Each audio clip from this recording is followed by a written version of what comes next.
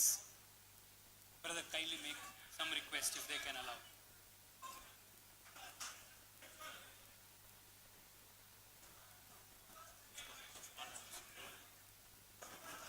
ஊடக நண்பர்களுக்கு மீண்டும் ஒரு முறை எங்களுடைய வேண்டுகோள், நீங்கள் அந்த கேமரா செட் பண்ணிட்டு ஸ்டாண்டை வந்து குறைச்சிக்கிட்டுங்க, ஹைட்டை வந்து குறைச்சிட்டு உட்காந்துடுங்க. ஏன்னா பின்னால் அவங்களுக்கு டிஸ்டர்பன்ஸ் இருக்கக்கூடாது. தயவுசெய்து ஒத்துழைக்குமாறு அன்புடன் கேட்டுக்கொள்கிறேன். Brother brother brother brother brother Brother, brother. Brother brother brother Calm down, brother. calm down, calm down. Aram se. Aram se. Brother, you.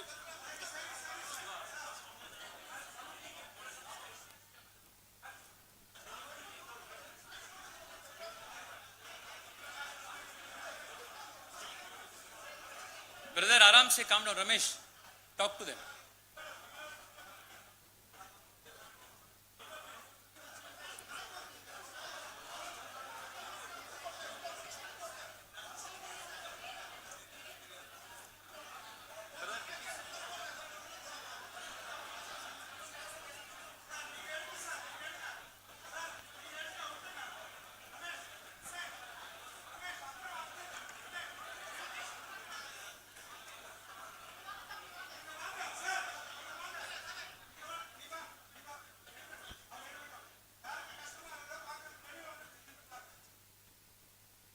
We are all ears to listen to Sri Tejasvi Surya.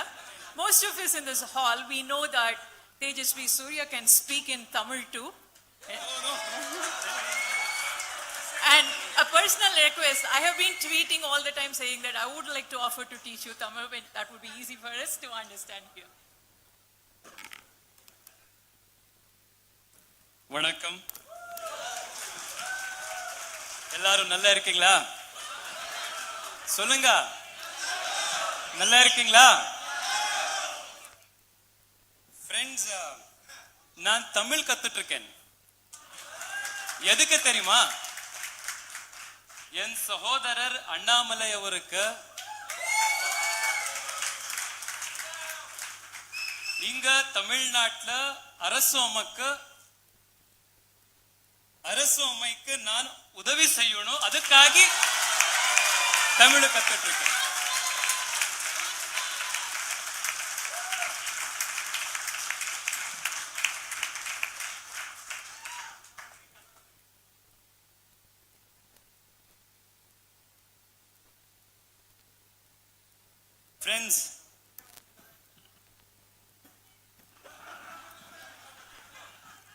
Friends, we all are children of the same mother, Kaveri.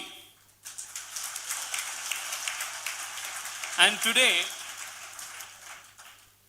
the BJP Thinker Cell, under the leadership of my very dear brother, the resurgent hope of Tamil Nadu, Sri Annamalai ji, has given me this opportunity to come before all of you and speak about a very interesting subject. The common cultural linkages between Ganga and Kaveri. I come from the land which is the Ugamasthala of Kaveri. And naturally, as a Bharatiya, we have imbibed in us the spirit of all holiness which pervades this great land. If one were to understand the very essence of Bharat as a nation, one will very clearly understand that Bharat is a nation not because of political jurisdictions, but primarily because of the cultural space and the cultural unity that has kept this country as one. In her seminal book, India, A Sacred Geography, Diana Eck makes this very interesting and poignant point. She writes, and I quote, India is united by its sacred core, not by the power of kings and governments, but by the footsteps of the pilgrims. India is a sacred geography. This line, that India is united by the footsteps of the pilgrim, is something that has kept this country as a culturally thriving entity, a naturally alive entity from the past millennia. The concept of Tirth Yatras, our festivals, our gods, our itihasas, our epics, our stories, our holy rivers, our temples, our music, our culture, our dances. This is what has kept India as one, Bharat as one.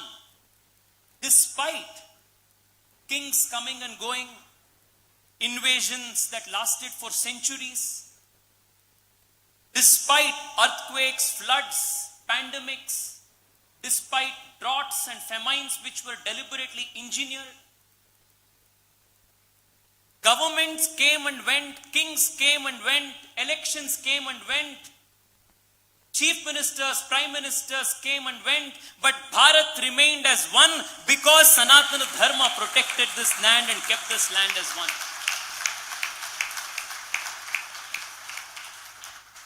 Which is why when Sri Aurobindo was asked to define nationalism in the Indian context in his very famous Uttarapara speech, Sri Aurobindo defined nationalism as Sanatana Dharma and Sanatana Dharma as nationalism in the Indian context.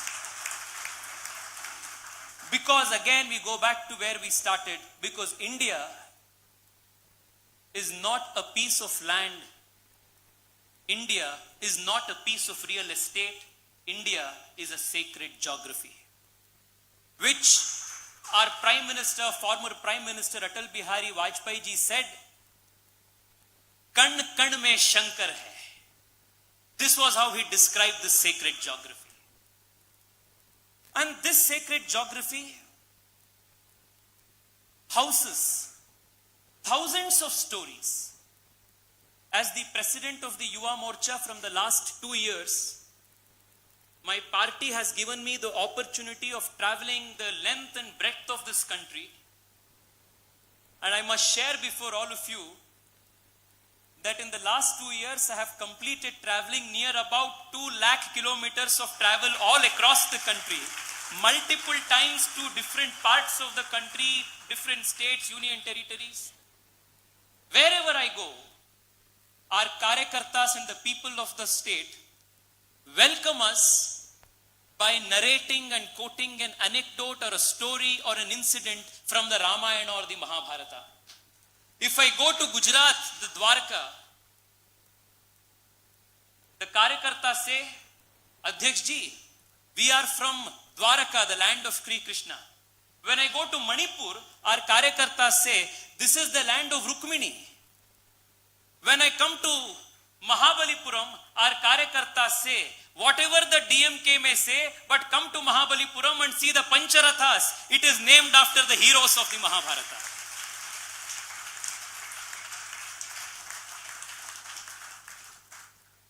Never in this country's cultural history have we heard of incidents where a pilgrim or a saint had to approach a government official to obtain a passport to go from Tamil Nadu to Kerala or from here to Kashi. And this extends to thousands of years.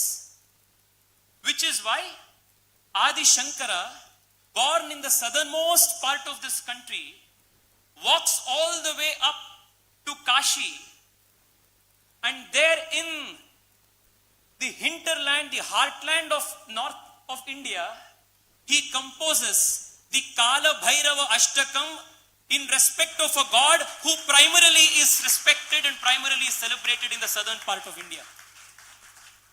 No king ever asked Adi Shankara a passport for entry. It was believed in this nation that whenever in whichever part of the country any great scholar produces a work of scholarship, a copy of that work should be preserved and kept for posterity in the Sharada Pitha in Kashmir.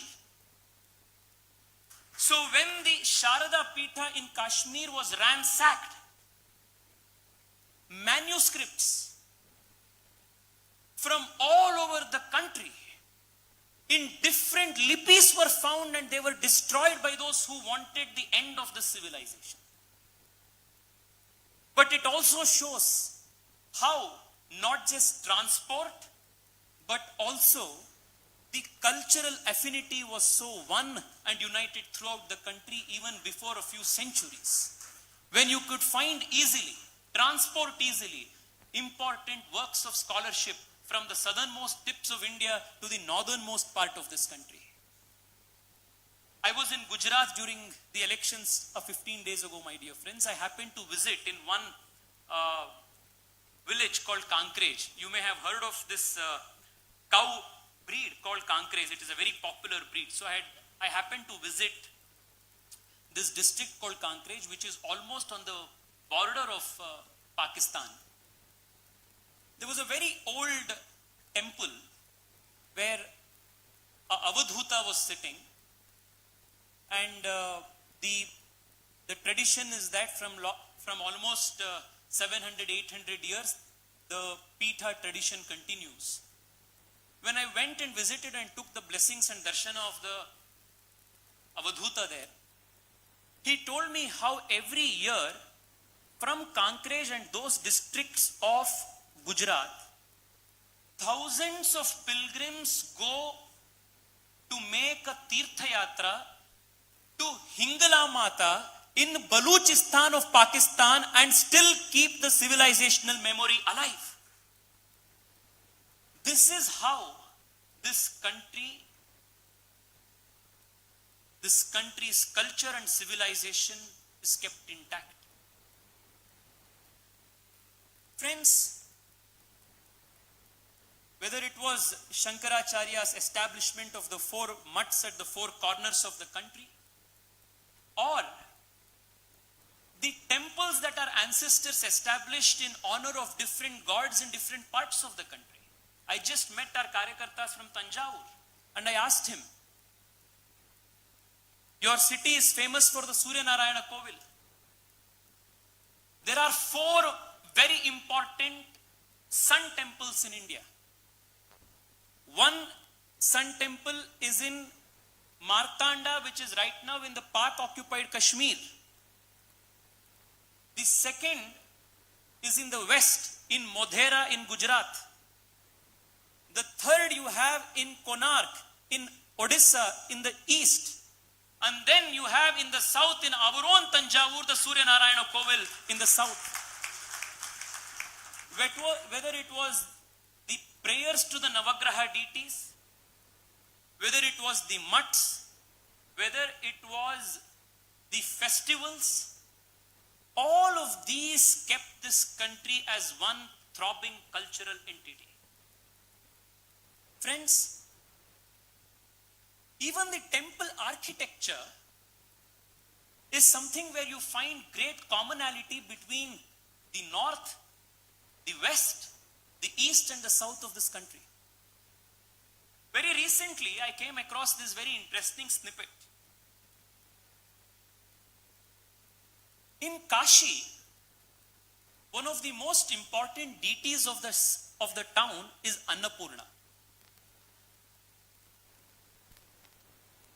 And here in Kanchi, in the Kanchi Kamakshi temple, just opposite the Garbhagriha, you find a special Sannidhanam that is made for Annapurna.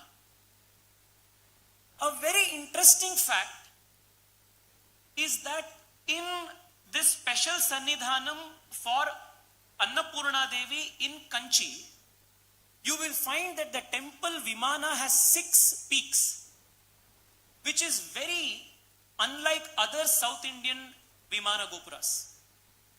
And if you try to find out why this Vimana has 6 peaks, the answer to that is the Annapurna temple in Kashi has 6 peaks, and that is the commonality that you will find. The Narada Sutra, the Narada Samhita, is one of the oldest texts which describes in threadbare detail the architecture, the rules and regulations on construction, as well as the temple sculpture. If you were to ask a DMK fellow, he will tell you this Narada was also North Indian, the Narada Smriti is also North Indian.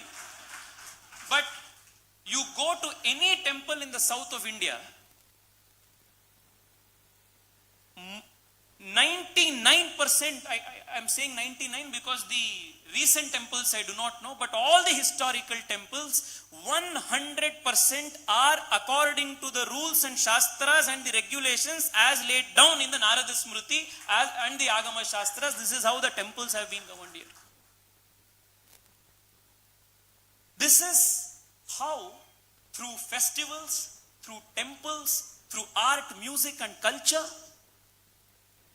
this country was culturally kept as one. I don't know if in Tamil Nadu this practice is there, but in Karnataka, when we were all growing up, when we were in first standard, second standard, just when cursive writing and handwriting were to be taught in school, our grandmother, my grandfather, they would all make us sit and do one exercise. Every day morning, we were supposed to write in the A4 size sheet paper in the notebooks that they would give, that one single line notebook. Shri Rama Jaya Rama Jaya Jaya Rama. This was what we were supposed to write 108 times a day to improve handwriting. I don't know if this was a common exercise that we did it here, but this was something. When, growing up from that culture, when I hear somebody say that Rama is a North Indian person, you will be astounded and shocked, and also you will be flabbergasted at the person making that claim and his stupidity.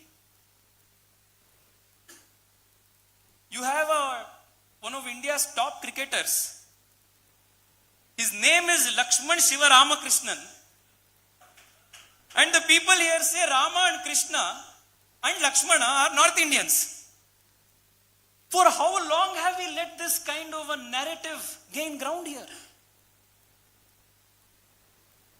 Friends, if we understand how festivals played a role, it is common knowledge, it is so obvious, all these things that I am telling all of you, none of this is something that I have cooked up. It's only when you have to lie that you have to cook up something.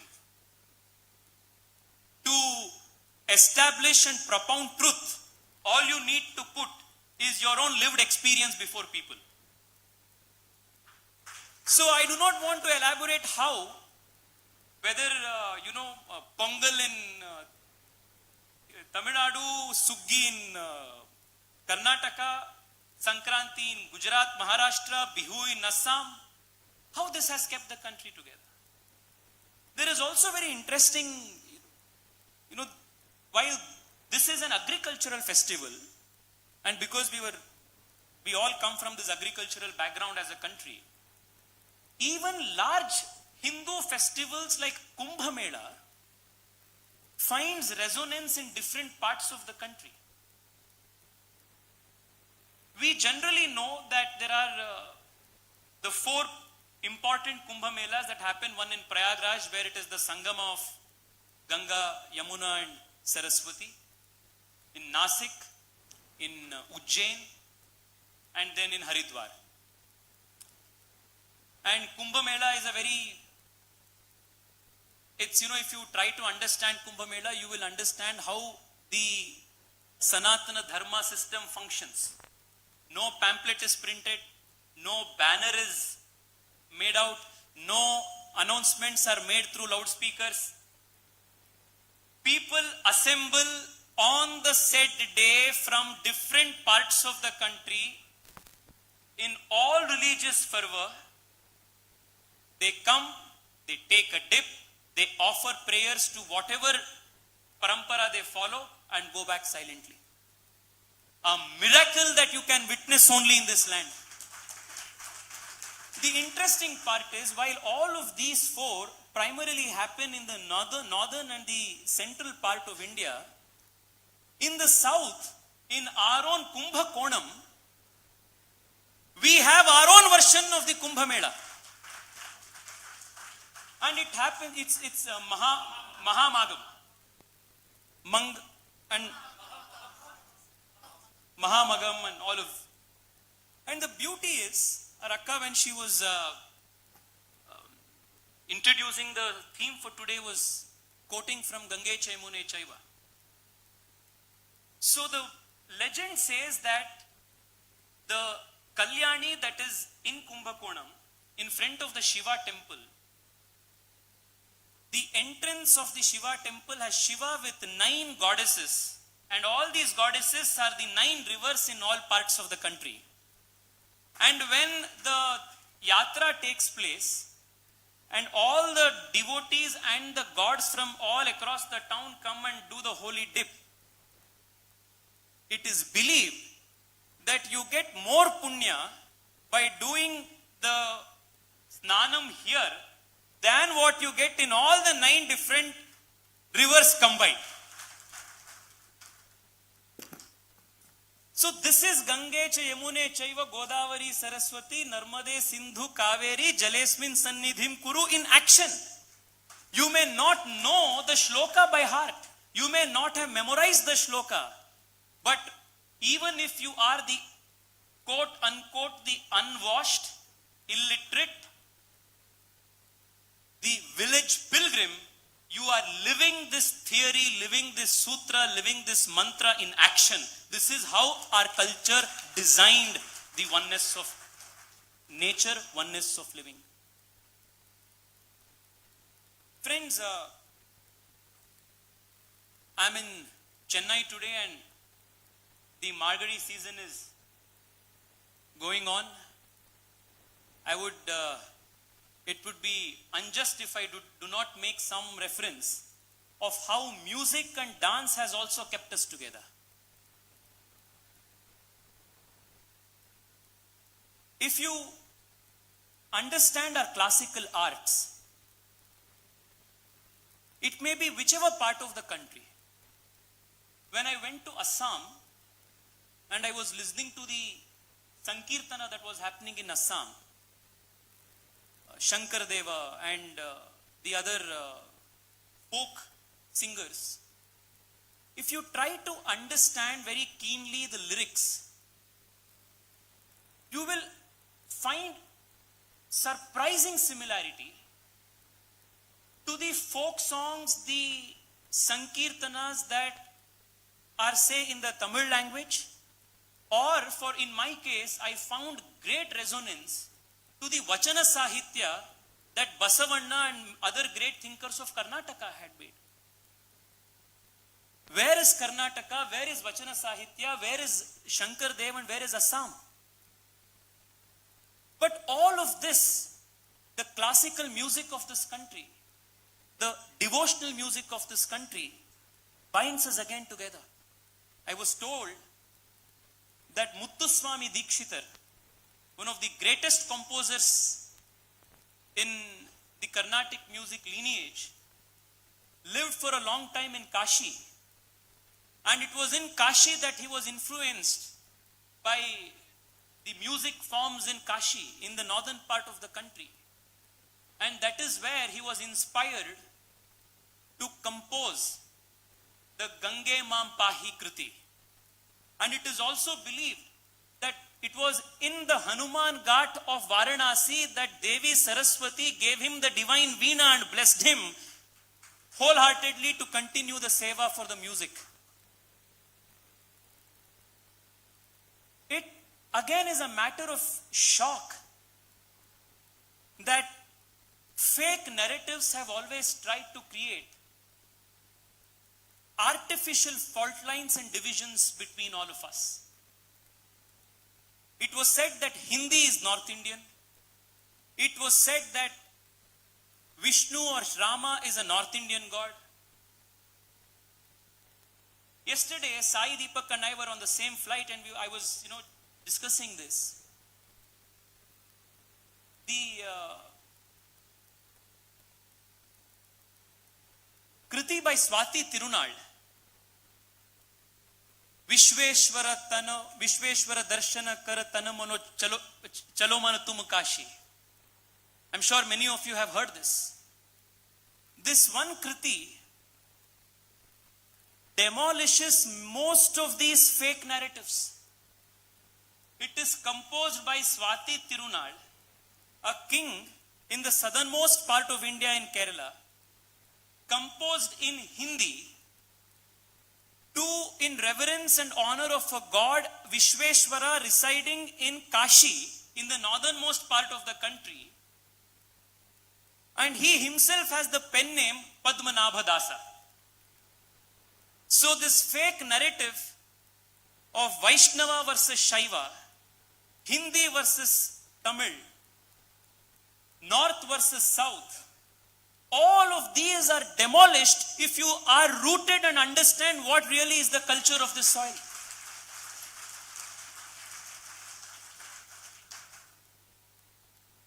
So is Bharatanatyam, which is inspired.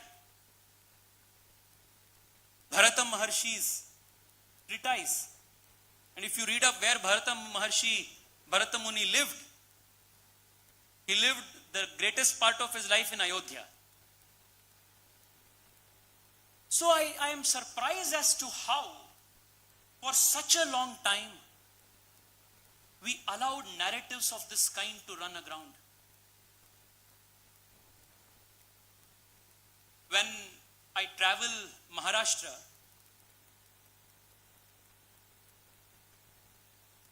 especially the youngsters here, I make a very sincere request to you. If you want to really appreciate firsthand the impact of the Tamil Bhakti movement all across the country, make a visit to Maharashtra. There you will realize how the Bhakti movement, which emanated and originated in the southernmost part of this country here in Tamil Nadu, swept the whole of the nation and was also the most potent and resistant force in the north against the Islamic invasions that swept through the country. One of the greatest contribution by the Tamil civilization in recent times is this resistance that the Tamil nation provided, the Tamil civilization gave, inspired the rest of the country through the Bhakti movement. This is the lived reality. This is how all of us have understood Indian culture to mean, to live, because this is the only life we have lived. Anything else we do not understand, because this is the reality that we have lived in what in Upanishadic terms can be called as Anubhava Pramana. What is the pramana for testing the truth? Experience. That is the truth. That is the basis of experience. That is the touchstone of verification of truth. Experience. But unfortunately, what we experienced as our lived reality and what we were told in the classrooms in history, or the political narratives that we were forced to buy, was something very different. Friends, I want to just highlight, again, this was something that Sai and I were discussing yesterday, of how the complete U-turn that the British missionaries did with treatment of the Sanskrit language is a great indication of understanding their nefarious design behind this. If you observe, in the early part of the 18th century, the British missionaries starting from Monier Williams to Max Muller, all of them made very serious and a very sincere attempt to understand, learn and master the Sanskrit language. And there are multiple evidences that are available as to what was the motivation behind them learning the Sanskrit language.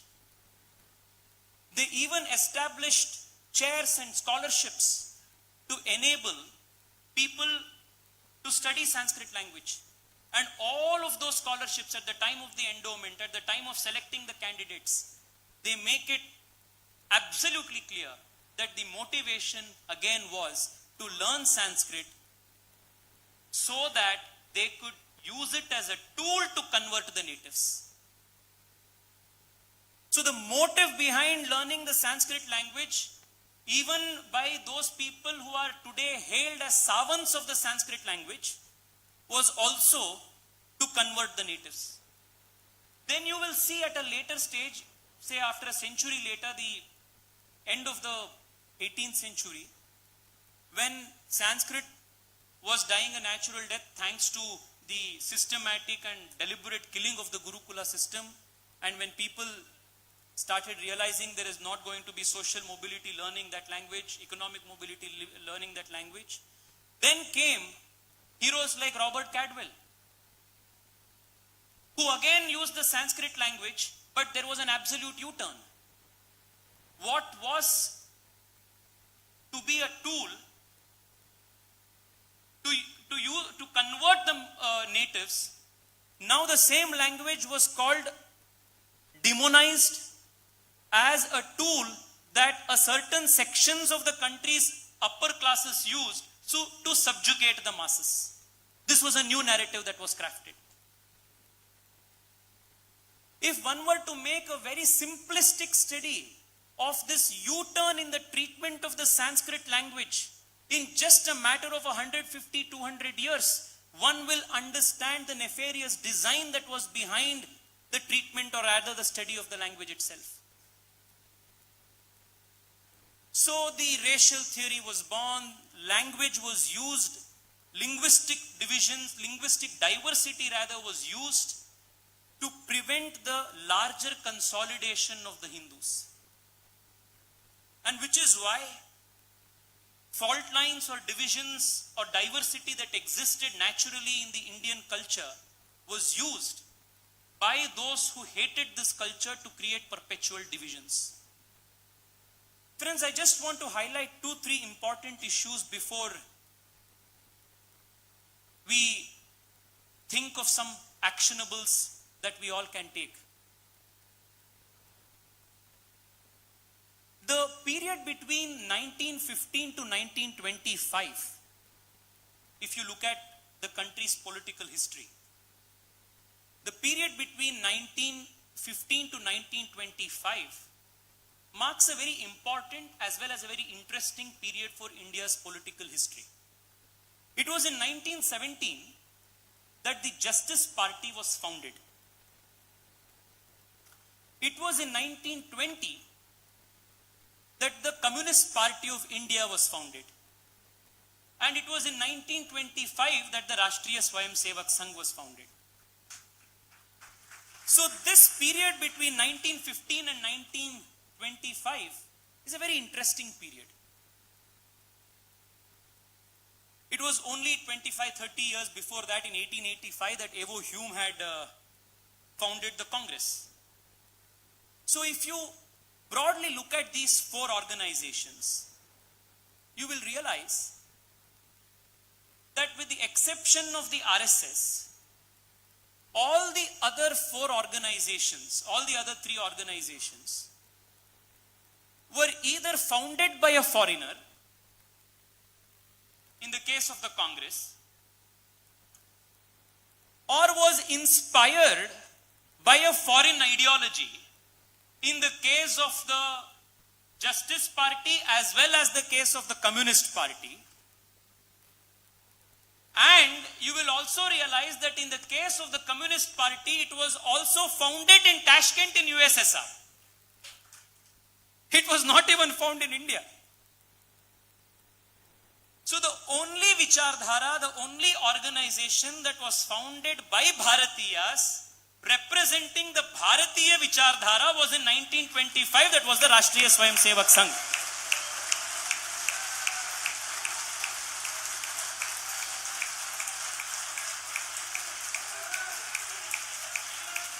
So all of these other organizations, they are neither Bharatiya in spirit, nor are they in thought, and never have been in action.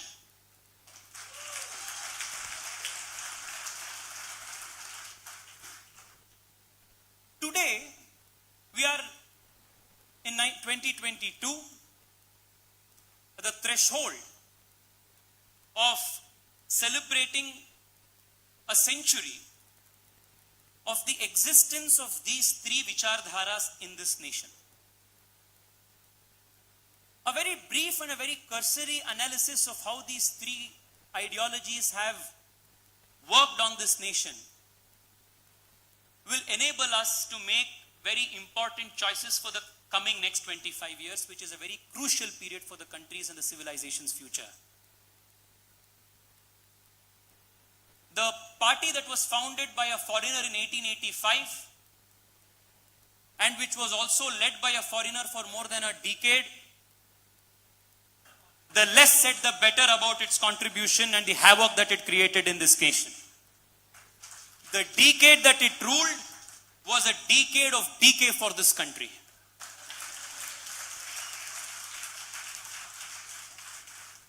Most of the ills that inflict the country's polity today, the country's culture today, the country's administration today, all of these allies, the malices that afflict the country, the Gangotri for all of this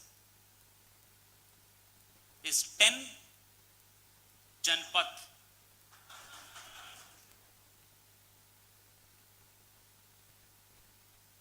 The second ideology that was founded in 1920, the Communist Party of India in 1920 in Tashkent, like the Congress Party, even that is on its way to extinction. The only last remnants are today perhaps in two places, in some parts of in Kerala and in some tea stalls in JNU. Other than that, you will not find this ideology relevant or alive anywhere. But if you look at this ideology all throughout the country, all throughout the world, you will find that this ideology, this Vichardhara, has this innate ability to morph itself into new avatars. So it keeps taking new forms. It wears different masks and different colors. So as long as the society is aware and wary of the possibility of this ideology taking multiple forms and this perpetual metamorphosis that goes on with this ideology, we can be rest assured that the country will be safe, the society will be safe from those new forces which are now trying to create havoc in Delhi and tried to enter Gujarat also and failed miserably.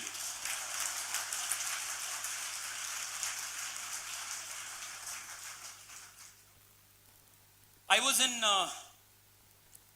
Kerala just 3-4 days ago. I had been there to participate in a Shraddhanjali program organized by the Bharatiya Janata Yuva Morcha in honor of our former Vice President of the state, Shri Jayakrishnan Master.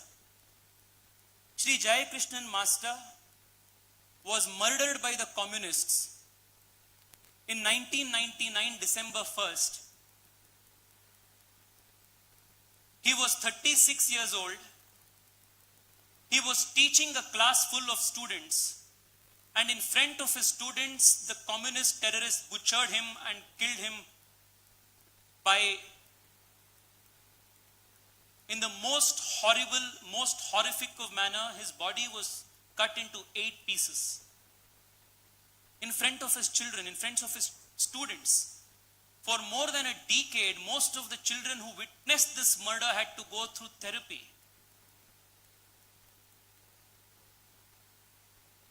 This is broadly the contribution of the communists to India. Violence. Violence in the name of protecting freedom of expression. Violence in the name of protecting diversity. Violence in the name of protecting and championing the cause of the poor. Friends, I also met our karyakartas who were there in jail on false fabricated charges. A karyakarta was 27 years old. He is convicted. He is not an under trial. He is convicted on an attempt to murder charge on a and when I asked him how many years has he completed, he said he has completed 2 years. Asked him how many more, he said 12 more years. The lower judiciary is completely politicized. There is no avenues available to seek justice. This is the kind of ecosystem that the communists have created in their last bastion. This has been the lasting legacy. And we all know that the Justice Party, which was started in 1917, has also metamorphosed today into the DMK, which, to borrow Professor Vaidya's words, is a family-run unlisted business enterprise.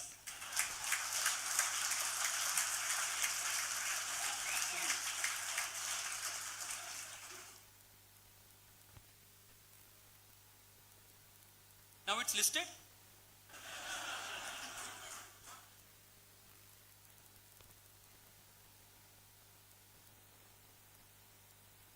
So, if you look at the way these ideologies, these vichardharas have wreaked havoc economically, politically, culturally, socially, you will realize that there is only one ideology, only one worldview, only one vichardhara, which is Bharatiya in spirit, Bharatiya in its thought, and has contributed immensely to the creation of prosperity in this country. And that is our vichardhara, the vichardhara that the Bharatiya Janata Party represents. Nothing can be a better example for this than comparing the 7 terms that the BJP got to serve in Gujarat and the 7 terms the communists got to rule in West Bengal. The 7 terms of the BJP's service in Gujarat has made Gujarat one of the most prosperous states of the country. The per capita income of Gujaratis is one of the highest in the country. Gujarat is the state known for its best kept law and order. There is Shanti, there is Samruddhi, there is Suraksha. Compare the same with the 7-term communist rule in West Bengal, which has impoverished the state, reduced most of the population to penury and poverty, perpetually kept class wars at play, and reduced what was once the civilizational torchbearer of this country, the Bengal land, to one of the most diminished, one of the most deracinated places and population today in the country. This is what the communists did in 7 terms that they were blessed with. The reason why I had to mention all of this, my dear friends, is this: that the political narrative is an all-pervasive narrative. The narrative that we set in politics determines what kind of narrative is set in your music. The political narrative determines the kind of movies that are shown. The political narrative determines the kind of sportsmen that are encouraged. From art to sports to culture to the kind of books that are published, the political narrative is omnipresent, omniscient, and determines everything. Fix the political problem, rest of the problems will all get solved on its own.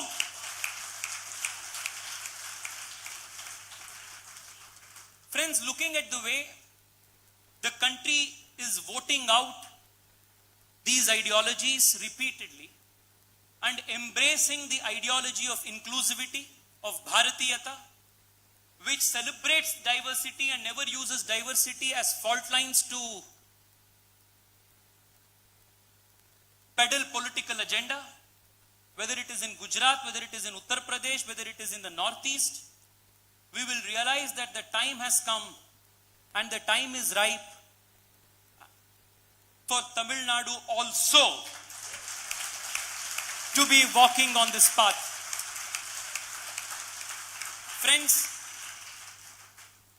politics is a very interesting business.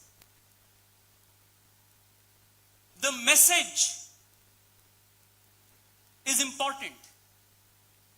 But in politics, the messenger is also as important as the message. For a very long time, not just people in Tamil Nadu, people even outside of Tamil Nadu who were sympathetic to the interests of this nation, of this culture, of this civilization, of this land, we always felt that we needed a stronger messenger to put our message across in Tamil Nadu.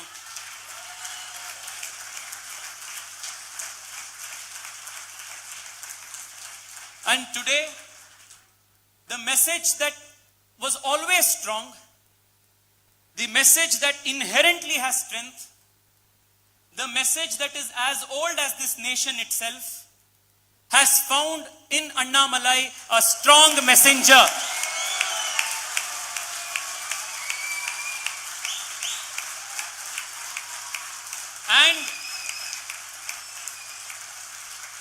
And let me tell you with 100% certainty,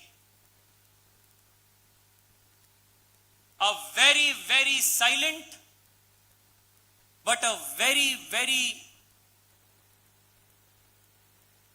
real revolution is taking place in Tamil Nadu as we speak.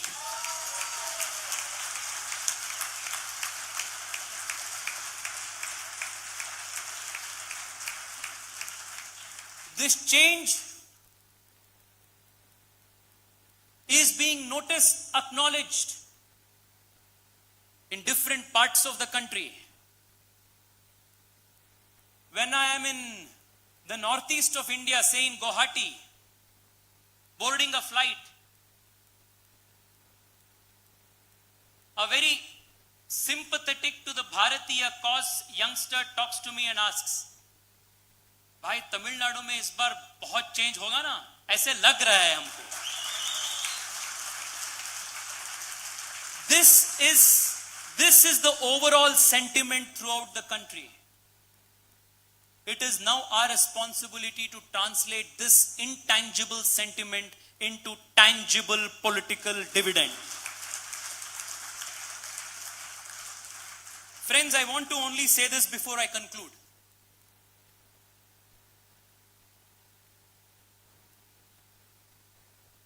From the time of the Vishnu Purana, from the time of the Ramayana and the Mahabharata, from the time of the Vedas, from the time of the Shiva, Rama and Krishna, this nation has always been one. Whoever may try whatsoever they want to, but it is impossible to break the unity that is integral to this nation so long as the country's people remain true to its dharma. Because that is the secret of this country's soil. Dharma has united this nation. And nothing is more important for Bharat today than unity. Unity at the level of our languages, unity at the language of our states, unity at the language of our myriad different traditions and culture, and unity in every aspect. We must remember that the Bharatiya Janata Party and the RSS combined have done more to lift the people out of poverty than the communists have done ever in the whole world. In the last 8 years, this country under the leadership of our Prime Minister has lifted the largest number of poor people out of poverty than in India's existence as an independent nation. So those people whose career, whose politics has completely been built around poverty, they can take a break now. Those people whose politics have been based on ideas, random ideas like rationality, can be rest assured that the country has made more progress in the last 8 years in science and technology under Modi, under the BJP, than any rational thinking government. More number of SCs, STs have gotten empowered in the truest sense under our government than those people who made political fortunes in the name of those people.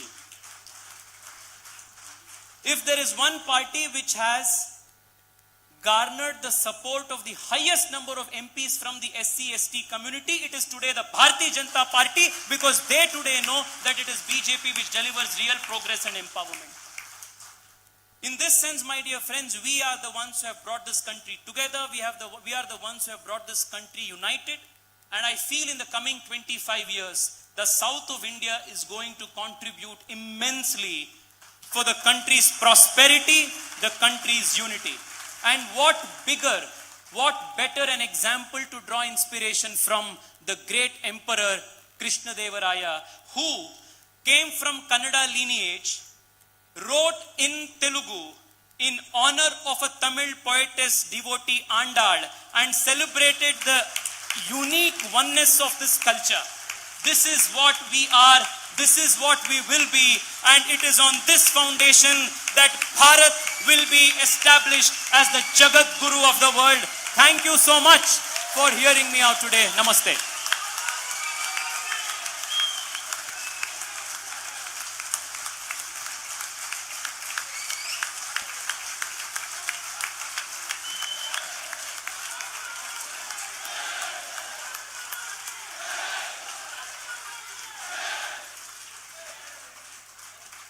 It's really overwhelming to